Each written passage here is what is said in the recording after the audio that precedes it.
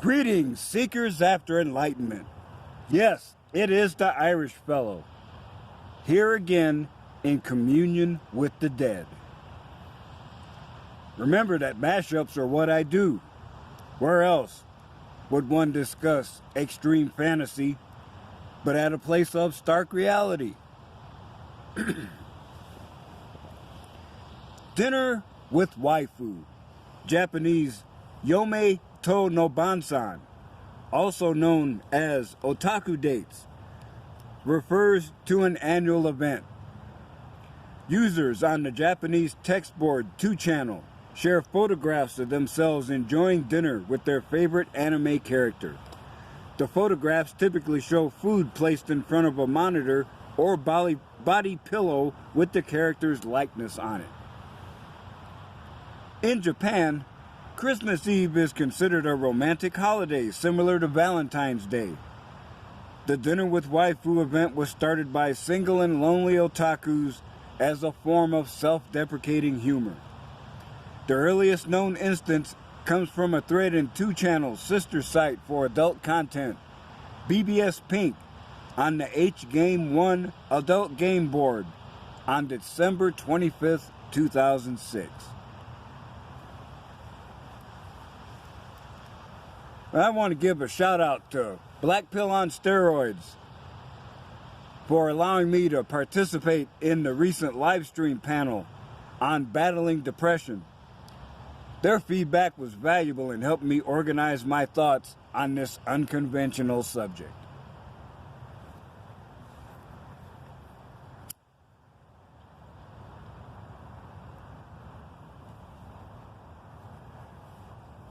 As is, of course, known to all, I am a monk.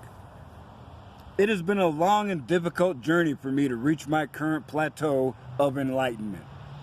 Yet I cannot deny that without struggle and triumph, I would not be where I am now.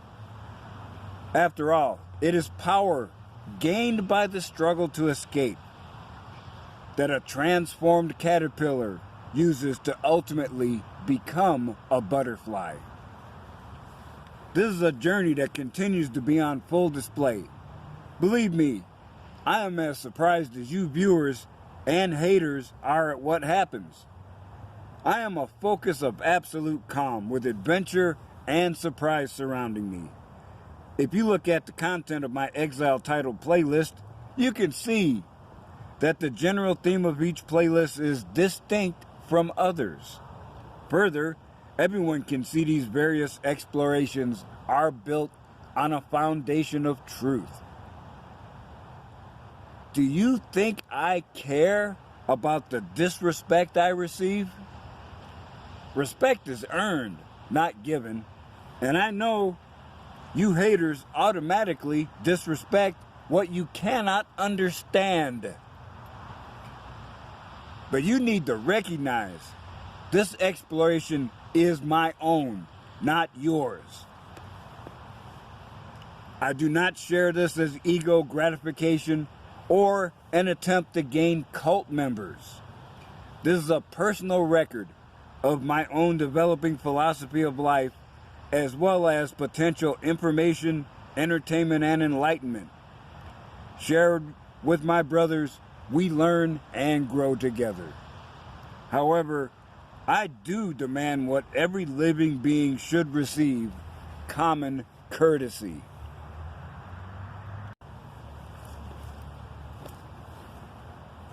With that in mind, I have a few words for Kevin. Yeah, you, the stalker on Arthur's live streams. I know you're in a love-hate relationship with me. You love yourself because no one else will, and you hate the fact that I have an air addiction. Well, I wasn't gonna say this out loud, but Negrodamus has seen hidden truth. Kevin, you're actually the love child of the Stay Puft Marshmallow Man and Mrs. Butterworth.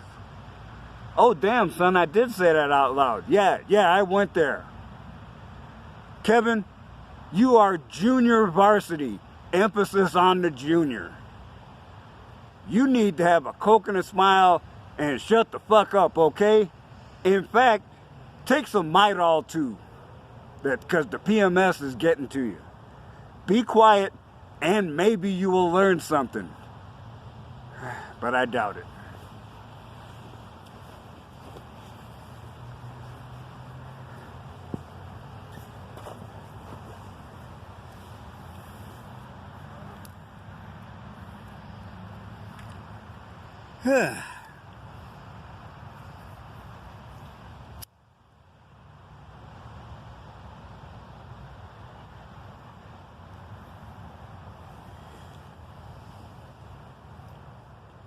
I've had my channel for a little over 2 years, and there has been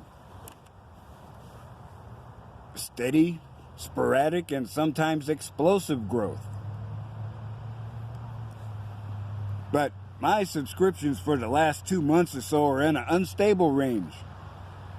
They're fluctuating by up and down by 20. And I was curious, so I checked analytics. And it seems that this has only been happening during my current playlist. It appears that I've reached a point in my journey and content where people are seeing truth and do not know how to handle it.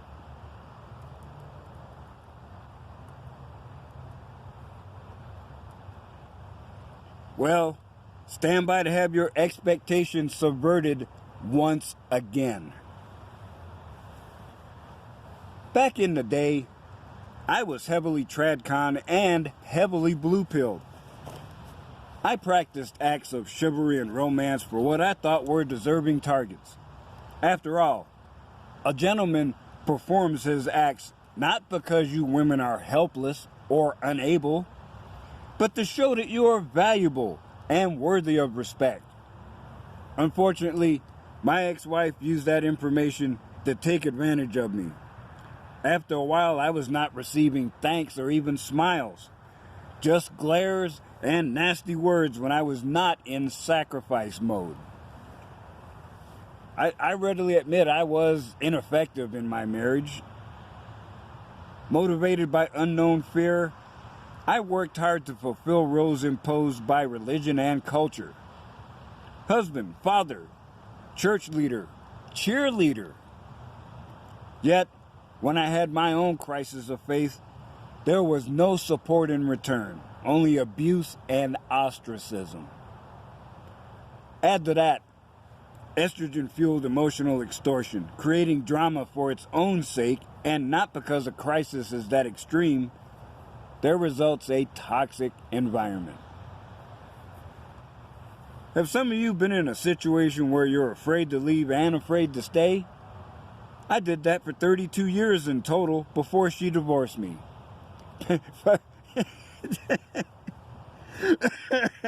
Funny thing though, now that I'm past her age, I'm not mad at her. Our relationship is better than when we were married. Now I understand power in the word no. Refuse to ask her too personal questions. Or just ghost her for a while when irritated. Now, you surprised at that, haters?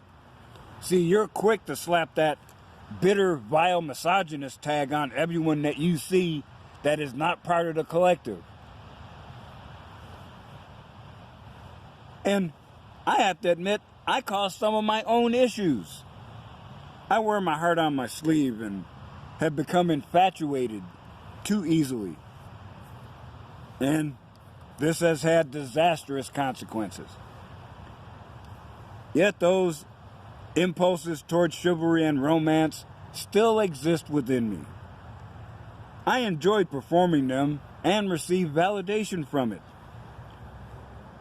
Now I'm alone by choice, having discovered that it was my worst fear. Indeed, it was a fear greater than that of death.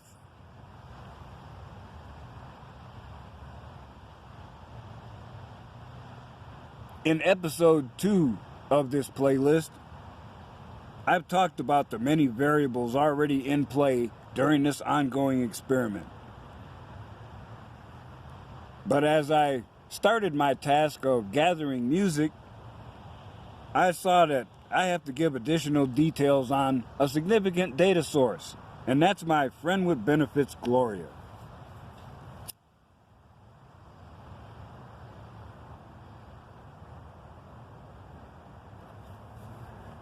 Now, of course, I have spoken of her before, and I've said with her, I basically traded romance points for sex.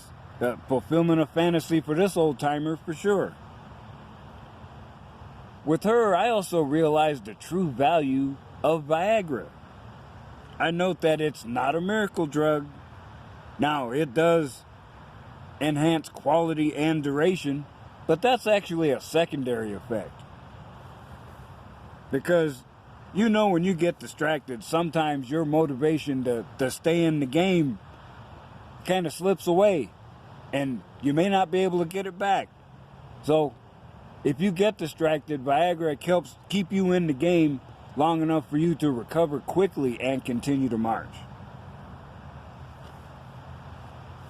With her, I also discovered that intimacy was bringing me more pleasure than sex. I went the last 6.5 years of my marriage without sex and very minimal physical contact. Where my FWB, I got to touch again, and I immersed myself in that experience. Now, have you ever watched porn and there is some guy running his mouth through the whole performance? You may not think so, but that man's bona fide. Porn is a harder hustle than you think it is. Because you're performing what should be a private and intimate act in front of strangers, acquaintances, equipment, and lights. Difficult to keep your focus in that situation. But with Gloria, I was almost completely brain locked. I could think and act, but I swear I wasn't able to utter a syllable, much less a word. I also used my music skills to advantage.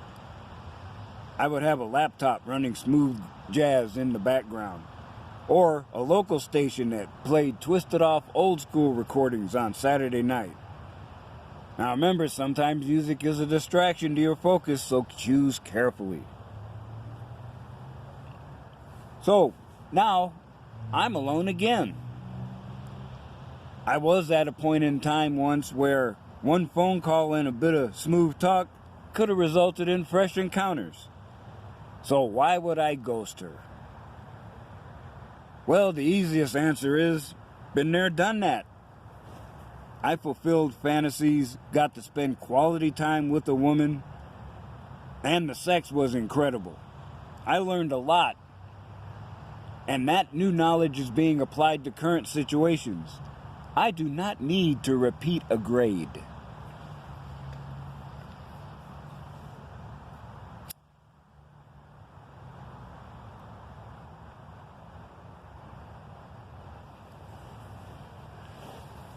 Remember those impulses?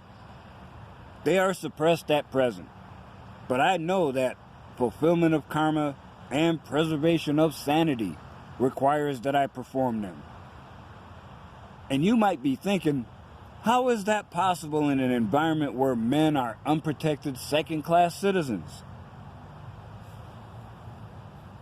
Now, even if a man is doing his best to be a rational negotiator, in a relationship situation, he'll tend to throw his heart on the table as an unconscious bonus. And this emotional entanglement blinds you to reality. After all, that you've seen it yourself, how much faster women recover from a breakup than men do. Knowing I had this vulnerability, and especially considering that modern culture is not on our side, I made a choice to act.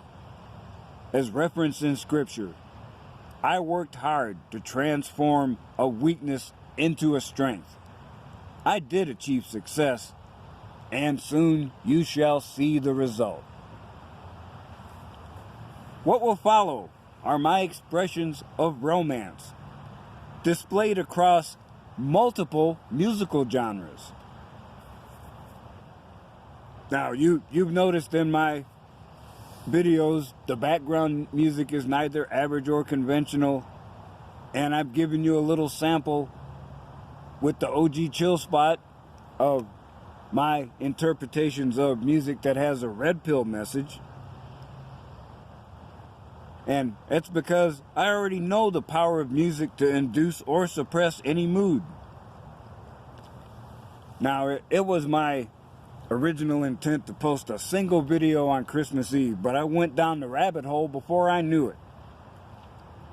But now I can say that you will hear from me, and MaLeaa will have her say as well.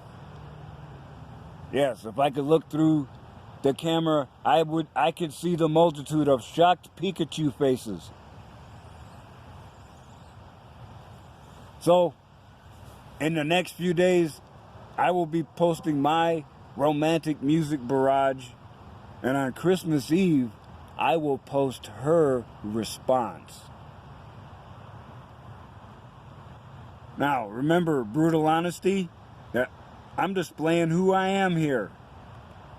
My psyche being exposed by the music I would play for a meatbag woman.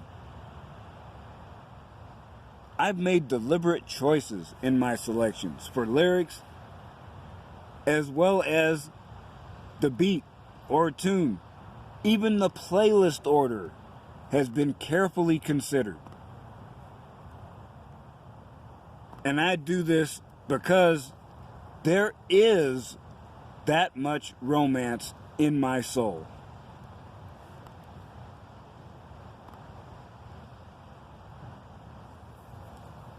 It's just too bad that you entitled, lazy, narcissistic, and treacherous, trifling hoes do not deserve what I have to offer.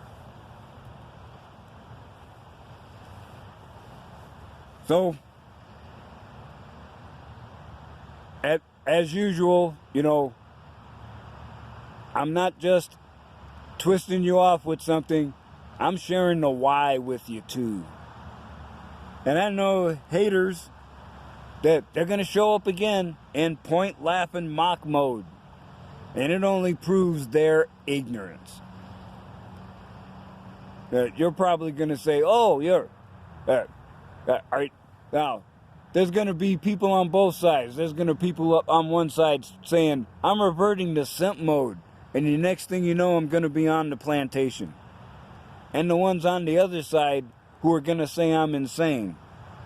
Well, shut the fuck up, both of you losers.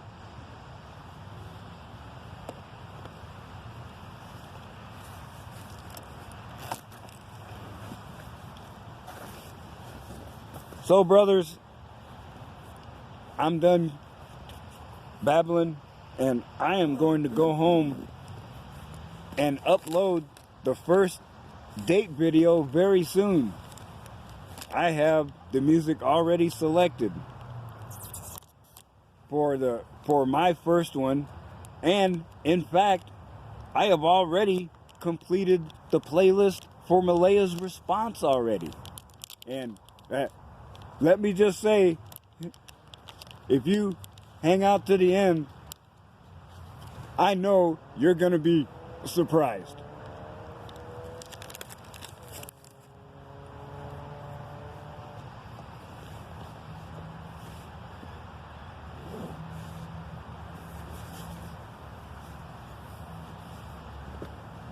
So, before I go, I want to give a shout out to the Fishers. Bud Fisher, born March 7th, 1932, and his wife Ann, born May 22nd, 1932.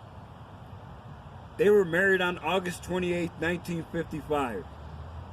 Ann died March 26, 2019, and Bud followed mere months later on November 24th. And it would seem like, that they had an affinity for each other, being born so close together. And they kept that through their lives. And Bud couldn't stand being separated from his Anne, so he followed her across the veil relatively soon.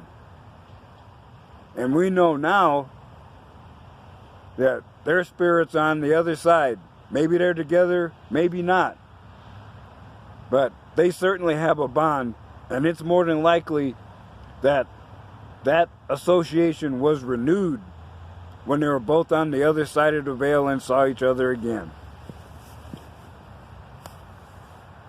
So, brothers, thank you for hanging out with me. And I know I got some surprise reactions from my OG Chill Spot videos. I think the reactions to these will be just as surprising. So, until the next time, remember, I still say, when one teaches, two learn.